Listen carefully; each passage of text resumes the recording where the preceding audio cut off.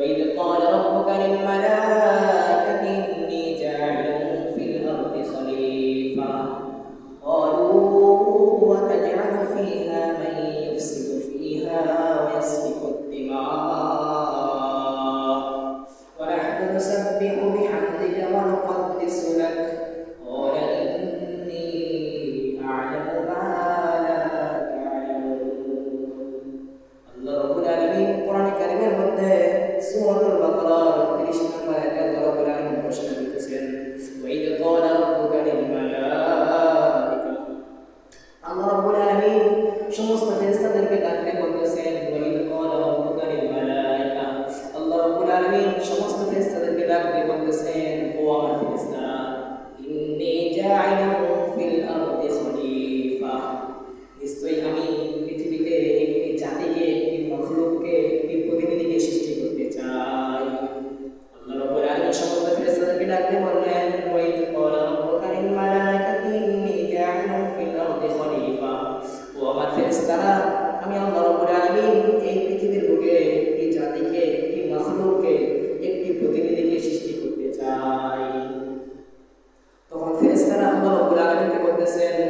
قالوا أتجعل فيها من يفسد فيها ويسفك الدماء তখন ফেরেশতারা আল্লাহ রাব্বুল আলামিনকে বলতেছেন আল্লাহ আপনি কি এমন কোন জাতিকে পৃথিবীতে সৃষ্টি করতে চান আপনি কি এমন কোন মাখলুককে এমন কোন জাতিকে এমন কোন প্রতিনিধিকে পৃথিবীতে সৃষ্টি করতে চান যারা দুনিয়াতে যাওয়ার পরে দাঙ্গামা হাঙ্গামা খুন খারাপি ফিতনা ফাসাদ বিভিন্ন ধরনের গুনাহের মধ্যে লিপ্ত হয়ে যাবে আপনি কি এমন কোন জাতিকে সৃষ্টি করতে চান ফেরেশতারা আল্লাহ রাব্বুল আলামিনকে বলতেছেন আল্লাহ আপনি কি এই পৃথিবীর বুকে এই জমিনের বুকে এমন কোন জাতিকে এমন কোন মাখলুক সৃষ্টি করতে চান যারা পৃথিবীতে যাওয়ার পরে দাঙ্গামা হাঙ্গামা ফিতনা ফাসাদ খুন খারাপের মধ্যে এবং বিভিন্ন ধরনের গুনাহের মধ্যে আপনার শিরকের মধ্যে আপনাকে শিরক করার মধ্যে এমন অনেক গুনাহের মধ্যে তারা লিপ্ত হয়ে যাবে আপনি কি এমন কোন জাতিকে সৃষ্টি করতে চান ফেরেশতারা কি বলছে ফেরেশতারা স্বয়ং আল্লাহ রাব্বুল আলামিনকে বলতেছে ফেরেশতারা বলতেছে ওয়ানাহনু নুসাব্বিহু বিহামদিকা ওয়া নুকদ্দিসু লাক আপনার ইবাদত আপনার শুকরিয়া আদায়ের জন্য তো আমরাই যথেষ্ট ফেরেশতারা আল্লাহ রাব্বুল আলামিনকে বলতেছে আল্লাহ আপনার ইবাদত করার জন্য আপনার শুকরিয়া আপনার হামদ পেশ করার জন্য তো আমরাই যথেষ্ট আপনি আবার কেন আমাকে সৃষ্টি করবেন আল্লাহ রাব্বুল আলামিন ফেরেশতাদেরকে বলে দিলেন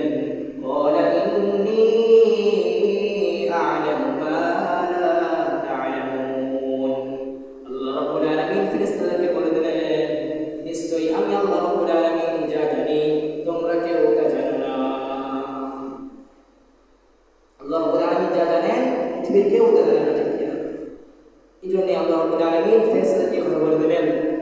এবার আল্লাহ রাব্বুল আলামিন পৃথিবীর বুকে একটি জাতিকে সৃষ্টি করার চিন্তা করলেন সেটা হলো মানুষ জাতি ইনসান আল্লাহ রাব্বুল আলামিন এই মানুষকে সৃষ্টি করার ধারণা করলেন চিন্তা করলেন আল্লাহ রাব্বুল আলামিন এবার সূরা বাকারার কিছু আয়াত পরে আবার বলতেছেন 34 নম্বর আয়াতে আবার বলতেছেন ওয়াইদ কুলনা লিল মালাইকাতি ইসজুদু লি আদম ফাসাজাদু ইল্লা ইবলিস আল্লাহ রাব্বুল আলামিন সূরাতুল বাকারার 37 নম্বর আয়াতে ঘোষণা দিলেন ওয়াইদ কুলনা লিল মালাইকা আল্লাহ রাব্বুল আলামিন সমস্ত ফেরেশতাদেরকে ডাক দিয়ে বললেন ওয়াইদ কুলনা লিল মালাইকা ও আমার ফেরেশতারা